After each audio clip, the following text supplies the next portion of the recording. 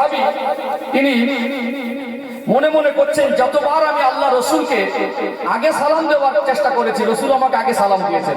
তার জীবনে একবার আশা ছিল আল্লাহ নবীকে আগে সালাম দেবেন। তো নবী আমার বসে আছেন, সেদিন সাহাবী পিছন থেকে আসছেন। কোথা থেকে? পিছন দিক থেকে। সামনে থেকে আসলে আল্লাহ রসুল দেখতে পাবেন, ওই জন্য পিছন দিক থেকে আসছেন। আল্লাহ পাক আমার রসুলের ভিতরে এমন পাওয়ার দিয়েছিলেন, সামনেও দেখতেন পিছনেও দেখতেন। জোরে বলুন সুবহানাল্লাহ।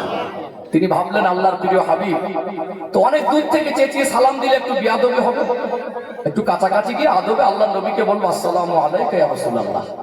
তো কাছাকাছি আসতে মনে করলো আর একটা কদম আগে বেরিয়ে সালাম দেবো, দিতে যাবেন আল্লাহর হাবিব সালাম দিলেন। তো সাহাবী সামনে আসলেন, নবী আমার মুসকে মুসকে হাসছেন, বললেন কি খবর? বলল হুজুর আমার জীবনে আশা ছিল একবার আপনাকে সালাম দেবো, কোনোবারে দিতে পারিনি, আজকে পিছন থেকে এসে পারলাম না। নবী আমার বললেন যে তুমি যে আগে সালাম দেওয়ার নিয়ত করেছো, আল্লাহ এতটা তোমার উপরে খুশি হয়েছে, শুধু আল্লাহ খুশি না আমিও খুশি হয়ে গিয়ে আজকে আমি তোমাকে আগে সালাম দিয়ে ফেলেছি। সেটা বলুন সুবহানাল্লাহ। ওটা আনন্দে দিয়ে ফেলেছি। আগে সালাম দিলে কে খুশি হয়?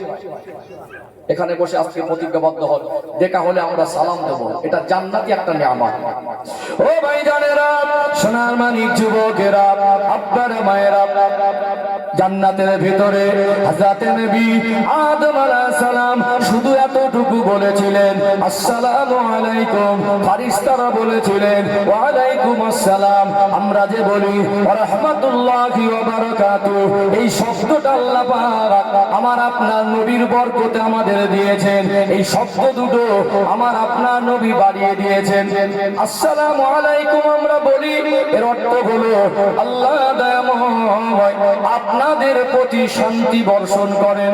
সালাম অর্থ হলো শান্তি, আল্লাহ আপনাদের প্রতি শান্তি বর্ষণ করেন। ওয়া রাহমাতুল্লাহি ওয়া বারাকাতুহু, রহমত আর বরকত নাজিল করেন। তিনটে দোয়া চাওয়া হয়, ওয়া আলাইকুম আসসালাম অথবা গ্রামার অনুযায়ী ওয়া আলাইকুমুস সালাম যদি বলেন, এই একই দোয়া অন্যের জন্য করা হয়। আল্লাহ আপনাদের প্রতি শান্তি রহমত আর বরকত নাজিল করেন। একটা মানুষ যদি দিনে 20 বার কোন মানুষের সঙ্গে সালাম আদান প্রদান করেন, বিনিময় আমার আল্লাহ এই আমল যদি কেউ করতে পারে, আল্লাহ তার জান্নাত তার জন্য নসিব করে দেবে। একটা ফজিলত, 20 বার করে সালাম যদি প্রত্যেকদিন দিতে পারেন, মরণের আগ পর্যন্ত আল্লাহ আপনার জন্য জান্নাতে যাওয়ার ওসিলা করে দেবেন। এটা নামাজীদের জন্য সহজ হবে। 5 ওয়াক্ত নামাজ মসজিদে যাতায়াত করতে গেলে 4 জন 5 জনের সঙ্গে দেখা হলে আর না তা না হলে আপনার জন্য কঠিন হবে। কোনোদিন একদিন রাস্তার ধারে দাঁড়িয়ে হয়তো 20 জনকে দিলেন, সব দিন সম্ভব হবে না। যারা কন্টিনিউ 5 ওয়াক্ত নামাজ মসজিদে গিয়ে পড়তে পারে, এই আমলটা তাদের জন্য সহজ হবে কি হবে না? আরো তথ্য আছে, আরেকটু যারা শিক্ষিত মানুষ আছেন 2 মিনিট বলেই দিই। আমার যেতে চাচ্ছে মেন লাইনে, কিন্তু আমি প্রসঙ্গটা হচ্ছে আপনাকে একটা কথা বলে দেই। এই গ্রামার অনুযায়ী যারা শিক্ষিত আমার যুবক ভাইরা আছে, আসসালামু আলাইকুম, এই কুম হচ্ছে বহু বচন। কি বচন? আপনাদের প্রতি। আমাদের রাসূলকে যখন সালাম দেওয়া হয় আসসালামু আলাইকা, কা হলো এক বচন, কুমা দ্বিবচন, কুম বহু বচন, কা কুমা কুম। গ্রামার যারা জানেন আরবি, এটা তারা ভালো বুঝতে পারবেন।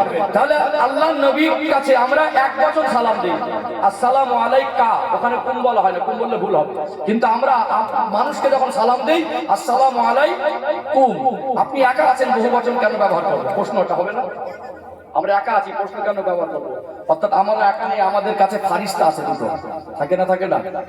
সালামটা শুধু ওই ব্যক্তিকে দেওয়া হয় না, ফারিস্তাকে সম্বোধন করেও দেওয়া হয়। একজন থাকলেও কুম, 1000 জন থাকলেও কুম, 1 লক্ষ জন থাকলেও কুম। তাহলে আপনি সালাম যদি ফারিস্তাকে ধরেই দেন, উত্তরটাও ফারিস্তা দেবে। আপনি 20 বার সালাম দিচ্ছেন, তাহলে শুধু দোয়াটা রহমত বরকত আর শান্তির দোয়াটা ওই মানুষের থেকে পাচ্ছেন না, বরং আপনার 2 কাঁধের উপরে 2 জন ফারিস্তা আল্লাহ নিযুক্ত করে রেখেছেন নেকি আর গুনাহ লেখার জন্য। এই 2 জন ফারিস্তা এরাও উত্তর দিলে এদের দোয়াটাও আপনার নসিবে কবুল হবে। এই জন্য বাড়িতে ফিরে, বাড়িতে বাবা থাক, মা থাক, স্ত্রী থাক, সন্তান থাক, ঘরে প্রবেশের পূর্বে সালাম দিতে হবে। কি দিতে হবে?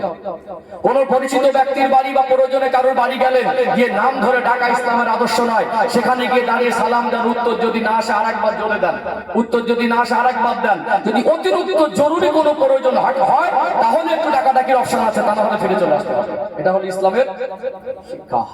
ও ভাইজানেরা, সোনার মানিক যুবকেরা, আব্বারা মায়েরা, আদম আলাইহিস সালাম জান্নাতের ভিতরে তিনি সালাম দিয়েছিলেন, ফেরেশতারা উত্তর দিয়েছিলেন। আদম আলাইহিস সালামকে আল্লাহ জ্ঞান দিলেন, তিনি কথা বলতে পারতেন। আল্লাহ তাকে বিবেক বুদ্ধি দিলেন। আমার আল্লাহ জান্নাতের মধ্যে তাকে জায়গা করে দিলেন। আদম আলাইহিস সালাম আল্লাহ জান্নাতি নিয়ামত উপভোগ করার পরে তিনি যেন কি অভাব মনে করছেন, তার জীবনে যেন মনে হচ্ছে কিসের অভাব, মনের খবর কে জানে? সবাই মিলে বলেন কে জানে? তিনি জান্নাতের মধ্যে ঘুমিয়ে গেলেন। আল্লাহ দয়াময় তার বাম পাজর থেকে বেকা হাড় নিয়ে হযরতে মা হাওয়া আলাইহিস সালামকে বানালেন। ঘুম ভেঙে গেল, আশ্চর্যজনিত হয়ে গেলেন। তিনি মা হাওয়া আলাইহিস সালামকে দেখে অবাক হয়ে মনে মনে করতে লাগলেন, আমার রব, আমার আল্লাহ তিনি এত মহান, মনে হয় আমার মনের খবরটা তিনি জেনে আমার জন্য বানিয়েছেন। আল্লাহ যত মানুষকে দুনিয়ায় পাঠিয়েছিলেন, যত মানুষকে পাঠিয়েছেন, কিয়ামত পর্যন্ত যত মানুষকে পাঠাবেন, মানুষ জাতির মধ্যে সব থেকে সুন্দর চেহারা আমার আল্লাহ আমার আপনার নবী নূর নবীকে দান করেছিলেন। নারী জাতির মধ্যে হযরতে মা হাওয়া আলাইহিস সালামকে আল্লাহ পরম সুন্দরী করেছিলেন। জান্নাতের মধ্যে ঘোরাঘুরি করছেন। আদম আলাইহিস সালাম আশ্চর্যজনিত হলেন, মা হাওয়া আলাইহিস সালামকে দেখতে লাগলেন। মনে মনে করলেন আল্লাহ হয়তো আমার জন্য বানিয়েছেন। আল্লাহ আওয়াজ দিয়ে বললেন, ওরে আমার আদম, আপনি ঠিকই ভেবেছেন, আমি আল্লাহ আপনার জন্য বানিয়েছি, তবে আপনার জন্য হালাল নয়, এই মুহূর্তে হালাল নয়।